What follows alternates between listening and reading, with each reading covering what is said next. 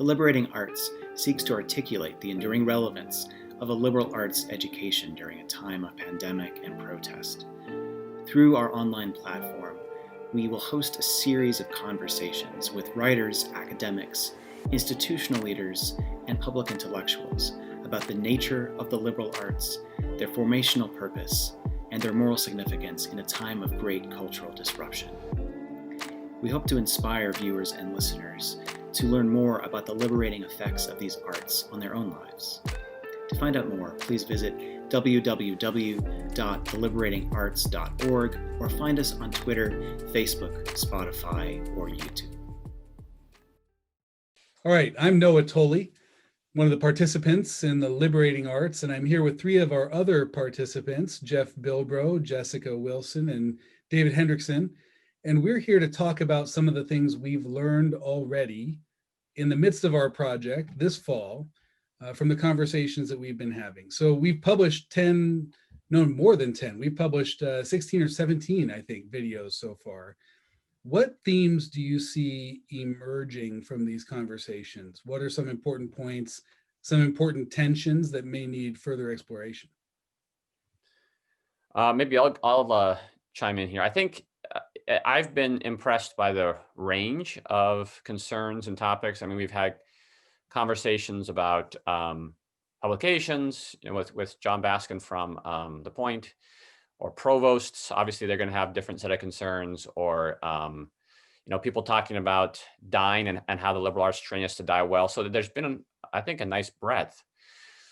But one of the themes that has struck me, and this could be me personally because my job's been cut, so I'm experiencing this personally, but I am surprised to see this sort of thread of crisis running across all the people we're talking to. Everyone seems to feel like this is a kind of apocalyptic moment, kind of like we sensed this spring when we started these conversations. And I just saw in the Chronicle, I think last week, that 10% of jobs in higher ed have been cut since February. So there's been a lot of employment affected.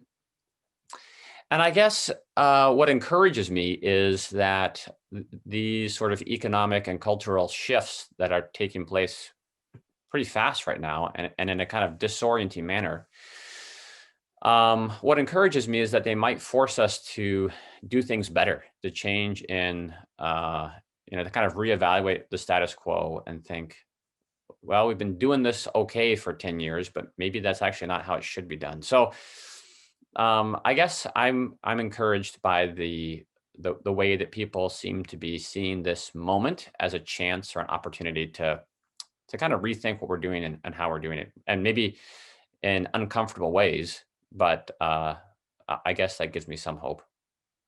It struck me, though, that like in a good apocalypse, it's not like something totally new is happening. It's like a revelation of what bad stuff was already going on in a sort of extreme way. And so all the questions that I think are coming to the surface in the middle of this crisis, and all the conversations we've been having on the site, point back to problems that are rooted in several decades of probably malpractice within the academy. And maybe the silver lining then in something like the pandemic and the social protest movements we've seen over the past 6 to 9 months is that we can't avoid the questions anymore. And that the crisis is hitting so close to home and is actually at an existential level, in the sense that institutions are actually shuttering, departments are closing up, like things have advanced to such an advanced degree that we have to address questions regarding the very nature and purpose of liberal arts. My hope, and I see glimmers of this hope in many of the conversations that have happened just in these first few months, is that folks, I think, are open to a reimagining of the tradition and opening it up to new discussions and new conversation partners, and maybe even new media for the process of formation that we've been talking about.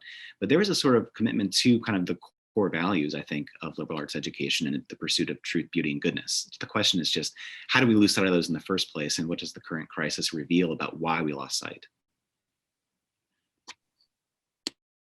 I've recognized a tension, I think, between some of these conversations and how inspiring and exciting they've been, and at the same time, the so-called practical or useful side of things that we've been investigating, because it seems like when our participants come on in conversation, they love the liberal arts. I mean, I don't think there's any denial of the value of liberal arts. I haven't heard a single conversation where someone was like, they're just not. I mean, there's some that have been doubting their primacy, but there's no one that's been doubting that they're a good.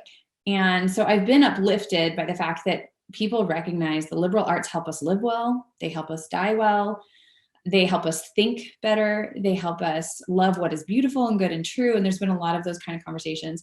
But just the practical aspects that people seem very limited, and not just institutionally, but in trying to fit within a certain box for how those things can be practiced. Even the great conversation you had, Noah, with Nathan Graw, he was talking about how to, once you have students on your campus, really invite them into the liberal arts conversation. But we're still in this recruiting game. Like, we still have to play the game. We just have to change the rules. We just have to change the means. But what about changing the whole game, right? Like, how many ways can we get outside the box where that tension between the beautiful of it and the uselessness of it doesn't exist anymore? That we recognize that we can practice these things that are beautifully useless. I want to pick up on that thread and the crisis thread that David also just introduced us to. Several people that we've talked with, I'm thinking of Zena Hintz, I'm thinking of Alan Jacobs, though this has come up in a couple different conversations, have emphasized that we should embrace the uselessness of the liberal arts, and that there's a real advantage in that to the liberal arts. There's a real truth in it. It's not merely advantage, but it also reflects some truth. And on the other side, a lot of the alternatives to liberal arts are also not as useful as we make them out to be. That is, if we're just going to do vocational training, for example, for the jobs of quote unquote tomorrow, 4 years from now. First of all, we may not know what those are, but secondly, who's to know whether those are the jobs of 14 years from now or 40 years from now?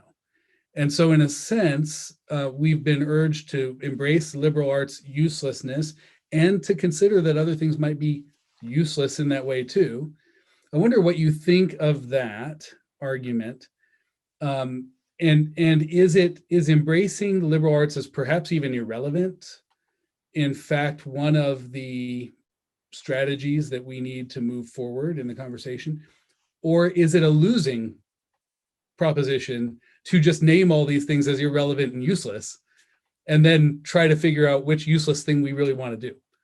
How do you respond to that? I'm excited by that question, if you want me to jump in. That's a great question, because I think we're using the word useless in different ways. One is almost a synonym for enjoyment, right? We enjoy these things, and not in just a pleasure-seeking way, but in a way that has a higher good to it. It has more substance to it. And that's what the liberal arts are doing. They're teaching you how to live, because they're teaching you, they're training you for what is good and worth investing your time and energy in. And those things, like you said, can actually lead to better jobs that are 40 years out and 50 years out, that we can't even see what those are, because they're training you towards universal goods that are timeless. The other way of talking about it is the utilitarian sense of uselessness, but it doesn't have anything to do with enjoyment. It has to do with efficiency and with effectiveness and with all those kind of abstract terms that turn us into tools as human beings. So I think it's good to kind of separate the two ideas of uselessness. One is the enjoyment, and one is the lack of efficiency or effectiveness or success in that job market, the way that we've come to just expect that those are the kind of skills that will get you the jobs. I think that's a really good distinction to make. Really insightful. We do have to kind of play with two different definitions of usefulness, like she said. And I think on one hand, we can talk about the liberal arts bringing ultimate meaning to life in the pursuit of ultimate goods, ultimate truths. And these things have value regardless of their monetary value. And I think that's an important point to press, especially once you have students in the classroom and are there for 4 years committed to hopefully some sort of process of self-discovery and pursuit of wisdom. But as Noah, you said, like, there's also the recruitment angle. And we do also have to think about how we're going to be talking about these things before we have somebody buy into the commitments of being in this campus community and pursuing these goods. And the difficulty for selling the liberal arts, just bluntly, is that it's hard to make it in a single infographic, and it's hard to make a sort of bite-sized argument for the value of something that we also talk about as being useless and intrinsically valuable.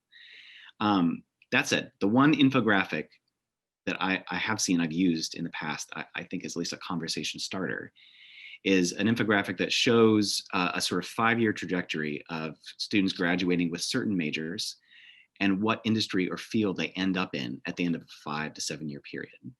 And there are a few cases, specifically like say engineers or nurses, who do tend to maintain a pretty stable career trajectory that emerges out of their major.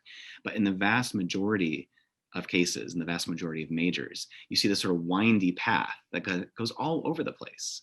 So the field or the discipline or the job that they thought they were going to have as a senior in college ends up just a few years down the road to be something entirely different for any number of life circumstances and contingencies that you cannot anticipate. And I think this is where we need to plant the flag for the making a case for liberal arts, because it is supposed to, it doesn't always, but the point of the liberal arts is to form you to be a certain sort of person, a good person, a prudent person, a courageous person, such that you have I kind of want to shy away from skills language, but you have, let's say, the dispositions or virtues or habits that equip you to successfully and wisely pursue any number of vocations. And I think it's a more delicate argument. It's a complicated one that, again, usually can't be distilled into a single infographic, but I think it's the sort of case that we're going to have to make. That's a good point, David. I like the nuanced way that you put that. Noah, I think you talked to Christian Hokley about this, and I think he pointed to Anthony Fauci, if I remember right, as a classics grad who's obviously getting a lot of press right now for his ability to translate between science and the public, right? So, hey, this is an example, right, of someone at the end of a career trajectory that's maybe unpredictable. One of the things, though, I was struck by, John Baskin mentioned to Brad that, and I don't know the origin of this, but he said that AT&T had these employees who were kind of had risen up to the ranks. Most of them didn't have college undergrad degrees, and they wanted to provide them a kind of liberal arts, almost apparently a great books kind of education, thinking that would make them more productive, creative, innovative employees. And what they instead discovered was that reading these books, I think he said they read Ulysses. I don't know why they thought reading Joyce was the solution, but reading these books actually made them worse employees because they spent more time with their families. And they were like, well, actually, I don't care as much about making a lot of money, right? So I would want to say that in some ways, a liberal arts education does make you a better employee, does have these particular goods that are extrinsic or instrumental kinds of goods. But it might also make you a worse employee. It might train you how to die well. It might train you how to be a good neighbor. It might train you how to be a good parent or spouse. I think, Davey, you talked about habits and dispositions and virtues, right? Which certainly translate to various kinds of employment, but not easily or directly necessarily, right? You might push back if your company is doing things that you think are dodgy in certain ways. So, to me, that's the argument that I want to make, that the liberal arts can, not necessarily, but they can make you a better person. They can make you someone who loves and thinks better, which might then also make you a good employee if we define good in certain ways. But I do really think that we have to push back against a simplistic liberal arts make you good employee, because there are probably better ways to train nimble, creative, collaborative, whatever the key words are you want to insert for the workforce of tomorrow. So I think, somehow and to me, the conversations have been helpful in thinking about how to make that kind of nuanced argument that you guys are talking about. Yeah, those are 3 really good answers. I think what comes to mind for me now are follow-up questions, like what's your favorite infographic about liberal arts? Or if you had to make one, what would that look like? Not because I think it's necessarily going to serve us well in the long run to spend a lot of time with infographics, but because it may tell us something depending on which one we choose or how we put it together. I also am glad for the fleshing out that everybody gave to Jessica's very good start to that answer, because my immediate response to Jessica's answer was, well, how do we say this to people?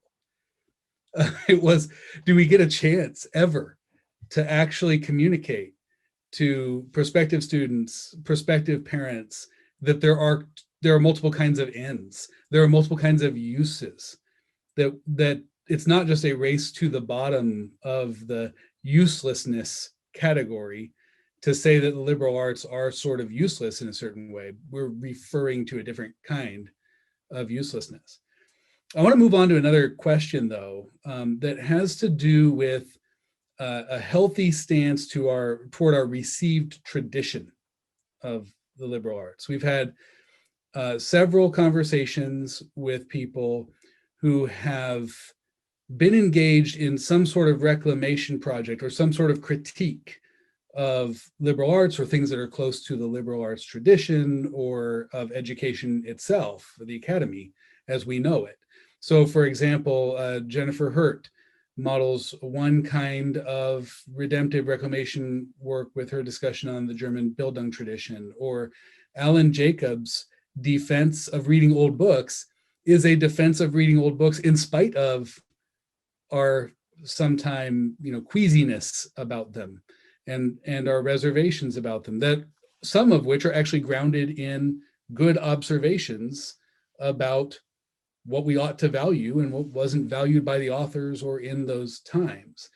And Willie Jennings has more than one fairly wholesale critique of the academy that we ought to think about when it comes to race, among other things. Place as well, space.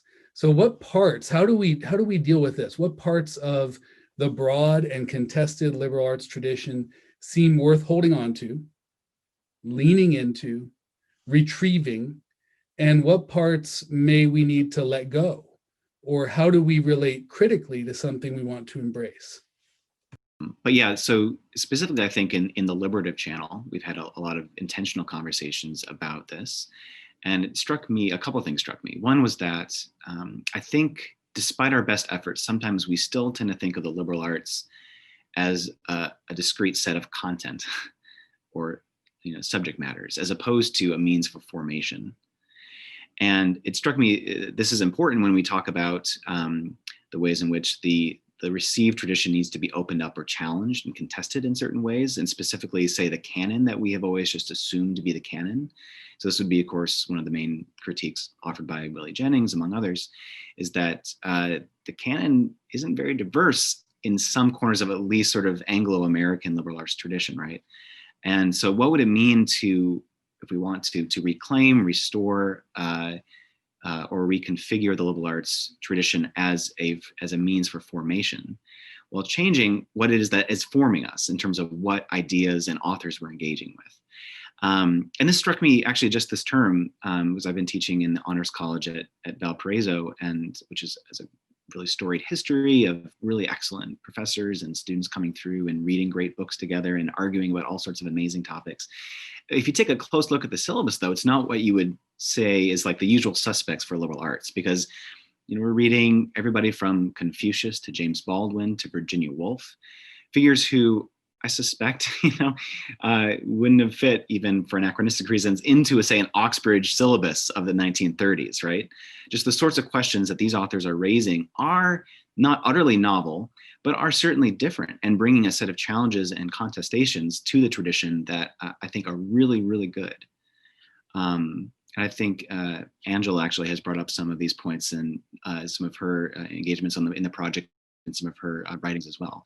Like, who are we reading? And if we're asking students who are not white to engage in this tradition and to be part of its transformation, are we making sure that the people, the authors they're reading, look like them as well as like us? So these are very challenging questions, and I don't have any answers, but I found some of the stuff that's been going on in conversations in the Liberative channel especially very, very interesting and challenging.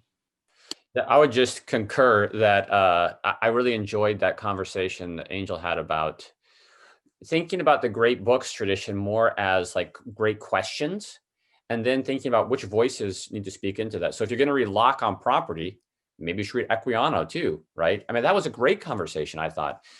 And to me, one of the benefits is that she said, I think that the implication is that you kind of have to engage with a big tradition still. You can't just approach things from our presentist bias, and just kind of a narrow slice of the contemporary.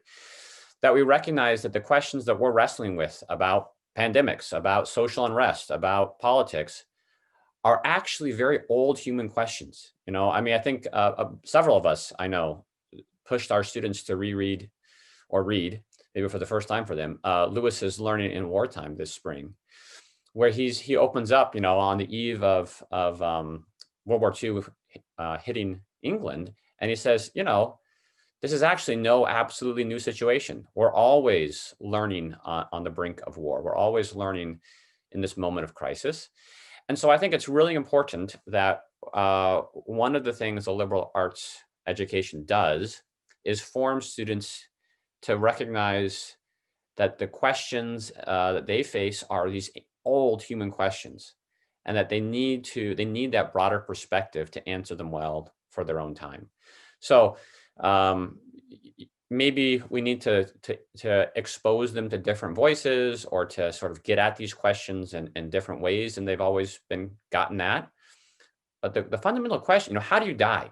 That's a pretty fundamental human question. And that question is old and new, and we need to think about it and with the best, most thoughtful voices we can. So I think thinking about sort of the task of humanistic education broadly, recognizing our shared humanity across time and culture, but maybe changing or being open to revising some of the voices. That's one thing that has struck me from the conversation so far about this. Yeah, your question about how to really get this message out there, or not even really message, but how do we engage people who don't seem to have any space in their mind for the kinds of questions we're asking? Either they've discarded it as unimportant, or it's not going to fit to their current goals to get a job and to make money and so forth. And so they don't really have the space, or they don't want to have the space to think of these things. And, on Davey's podcast for Valpo, the Call and Character, we just talked about this a little bit, because I really do think it's more about the parent's problem than it is a student problem. At the same time, why is it a parent's problem? Well, because they had teachers that didn't teach these things well. And I think that my colleagues are very similar, where when I have my engineering colleagues arguing that we shouldn't have a literature class required at the school I used to work at, it's because the way they were taught literature was to read from an anthology and answer a quiz. So I think the problem is threefold. I think it's an administrative problem with just recruiting, and a certain paradigm of recruiting and kind of just getting the bodies in the chairs that is a little bit problematic. It's treating people like consumable goods. It's not thinking about the current culture of the university or institution that you're in. It's not thinking about anything but the profit and keeping the school alive. And that survivalist mentality is just going to be really problematic for flourishing, right? So it's an administrative problem. It's a teacher problem. Teachers have got to realize it is not a bad thing to connect what you're teaching to students' lives. And they're so protective against, they don't want this me impulse in their students, and they don't want to just entertain their students, that they don't recognize that engagement is part of a teaching process. It doesn't have to be entertainment as though it goes nowhere else. It has to be engagement. It has to be relational. They have to see that this applies to who they are and where they live. And that's not a bad thing. That's a relevancy is not a negative. It just can't be an end in and of itself. And that's the problem. So teachers need to see in a bigger way of understanding what it is that they're teaching. And I think the last one is medium. I hope that that's what the Liberating Arts is doing. But what I've noticed from these conversations is, Lydia Dugdale was searching for all of these answers on her own. She just realized the problem that people didn't know how to face the question of death. And she wasn't a theologian. And so she went out and looked for the resources herself, right? Zena Hitt's doing the Catherine Project. She's doing it on her own to invite people into these conversations who aren't going to be at St. John's, how else can they get these questions of liberal arts? And so I think what we're finding is that there has to be, even outside of the academy, more ways to engage with the liberal arts than we've currently thought about.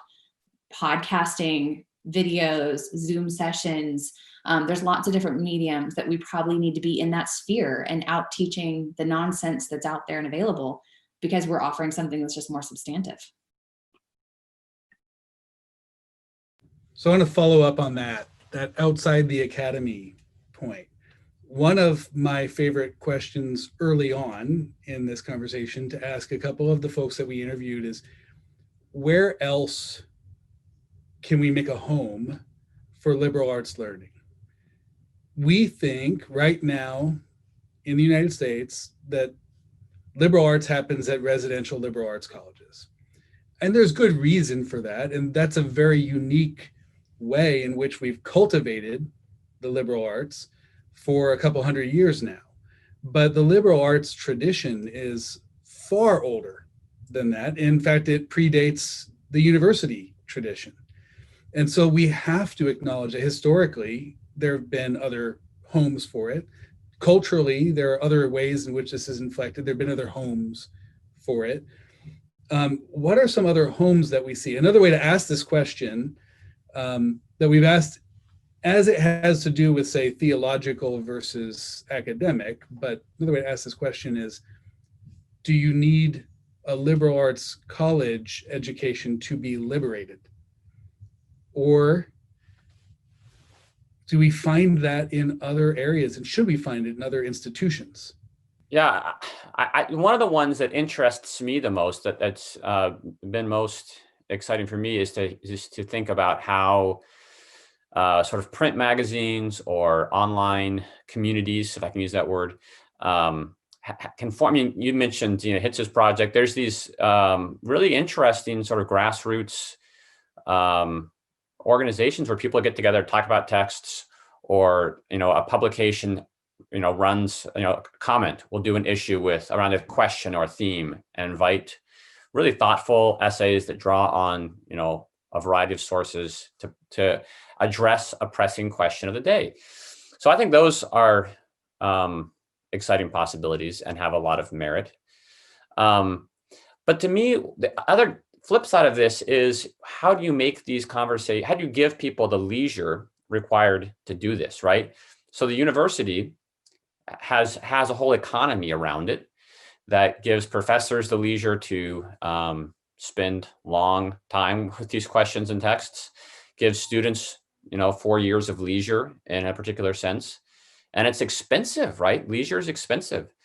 So I think the reason that the crisis of liberal arts colleges is so disturbing or scary in some ways is that a lot of these other institutions, including magazines, right, many of whose writers teach at universities, many of whose readers graduated from college, and particularly liberal arts kind of colleges, many of these other institutions also depend on college or university institutions. So to me, that's the challenge. Like, how do you find ways to make this venture economically possible for a wide range of people, so that it's not just the purview of the wealthy, but that there is some kind of access. And so, yeah, that to me is the outstanding challenge that I want to keep thinking about.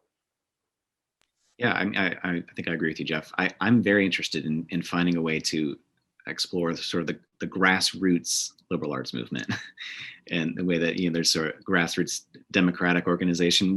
How could we democratize? How could we create little sleeper cells of liberated, critical thinkers in various pockets of civil society? And I mean, the options are, in some senses, limitless. Like, you can create these pockets for learning and the pursuit of wisdom in any context. Some of the most important, I think, transformational experiences I've had both as a student and as an instructor happen outside the classroom. Whether it's through, let me give one example. So when I was teaching theology back at Dordt College, we had a group of students who just knew that a couple of us faculty loved the novels of Marilynne Robinson. And so we had the idea of creating a completely voluntary, not for credit book club, where we read through all 4 novels. And then Noah will appreciate this. It culminated in a road trip to Wheaton College, where Robinson was speaking at the big theology conference there in the spring. And the conversations that happened in the book clubs, that happened in the minivan on the drive from Iowa to Wheaton, were just some of the best. They ranged all over. It was not just limited to, a discussion of American literature centering on a rural town in Iowa in the mid-20th century. It was like about everything in life. And because we were outside the classroom, there was a sort of, I think, a freedom to apply all these great ideas and questions to just about anything. And if we could find ways to replicate those sorts of conversations in, whether it's in book clubs, in Sunday schools, wherever we can find a space in civil society to pursue these ultimate questions, it's not as if people with a PhD in the humanities have, the sole domain to talk about these things. These conversations can and should happen in all sorts of spaces. I'm going to agree with you and push back. And it's not about Marilyn Robinson, but I'm going to agree in the fact that these should happen outside of the classroom. But one of the reasons that probably was fruitful was because of all the PhDs involved. And it's not just about the distinction, right? I'm not just talking about the doctorate. I'm talking about somebody who's dedicating their entire life, like Jeff said, to investigating these things, to reading all of this.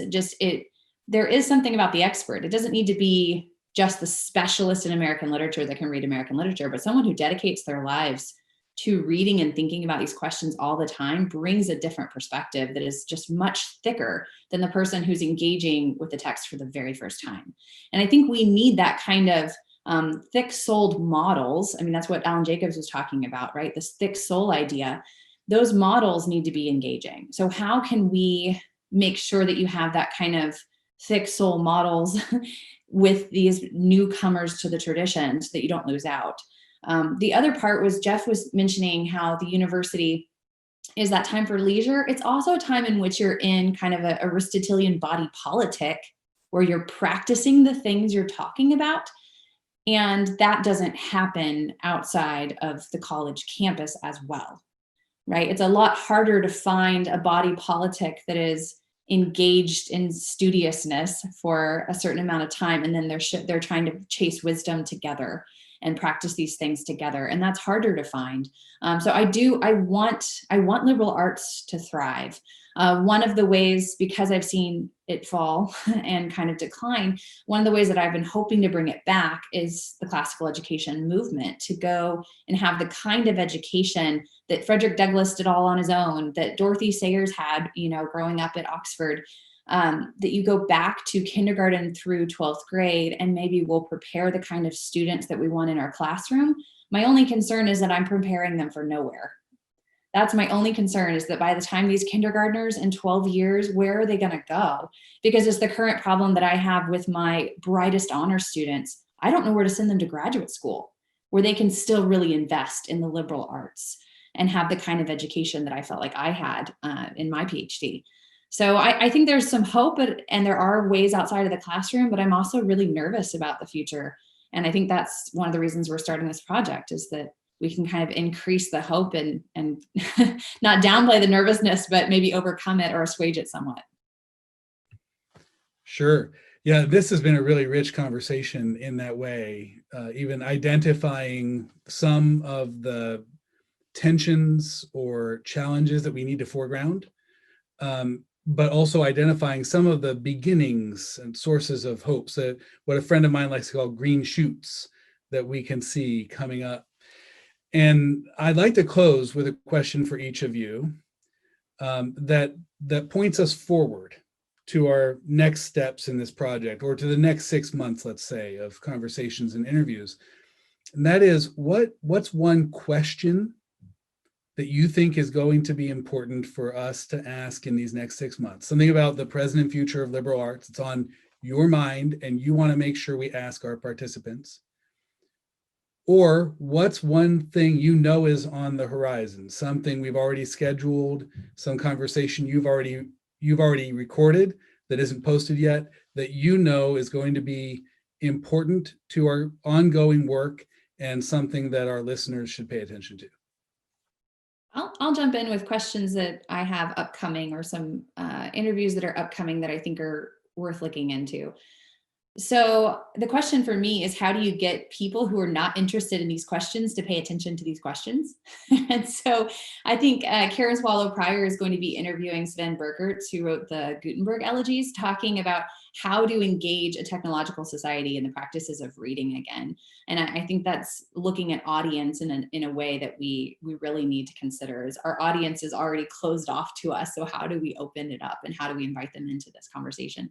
Another couple of conversations have to do with the church and with arts. So I'm going to be talking to Makoto Fujimura about the arts role in the liberal arts, and then also talking to Andy Crouch about the church in the liberal arts and how liberal arts are a resource towards forming lives of faith and what that looks like. And so I think those are three different arenas that I'm hoping to dive into and engage these questions with new audiences going forward. I'll just add, go ahead. Those sound like amazing. Like all three of those interviews, Jessica, are just going to be incredible. So good work on pulling those together. There are a couple of conversations I know that are coming up with college presidents, which I'm very keen to listen into for a couple of reasons. But I think one I'll just mention now is something that's kind of come to the forefront of my mind in conversation with some of you offline has been the sort of tenuous nature of institutions that have a church-related mission or vision. So institutions like Valparaiso, which is historically Lutheran, have strong connections to specific denominations, and there's been a sort of channel from certain churches sending their students to places like Valparaiso, and I think you'd probably say the same of a place like Wheaton or JVU. But it seems to me that a lot of parents and to some extent students are increasingly less concerned so much about, say, the church relatedness of an institution or its denominational or theological history or commitments, and much more concerned existentially about, am I getting the biggest bang for my buck? Am I going to be able to get a job after spending all this money for 4 years at a residential college? So I'm really interested to see, especially how some folks in senior administration are thinking about the sort of church relatedness, the mission and vision stance of a university as more pragmatic concerns seem to be taking over the constituency, even those who come from more conservative backgrounds. It's a trend that I guess I knew was happening, but it struck me with a lot more urgency over the past just like 6 to 9 months. Yeah, I'm excited about all of those conversations and others. I'll just go back to what I said earlier about magazines. I'm looking forward this January to an event we're getting ready to announce and host. I guess maybe by the time this conversation is published, there'll be information on our website about it. But we're going to talk to 3 editors of small journals about the work they do and how those journals might be sites of formation and liberal arts inquiry.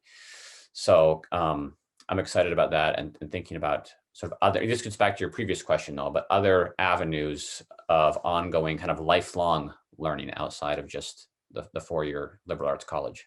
Well, that's a wrap, I think, for today's conversation. And I want to thank all 3 of you for being part of it. I learned a lot just by getting to ask the questions and hear what you observed in these past couple months of video interviews and conversations. I look forward to working with the 3 of you on this and our other collaborators in these next couple months and to see what comes of it.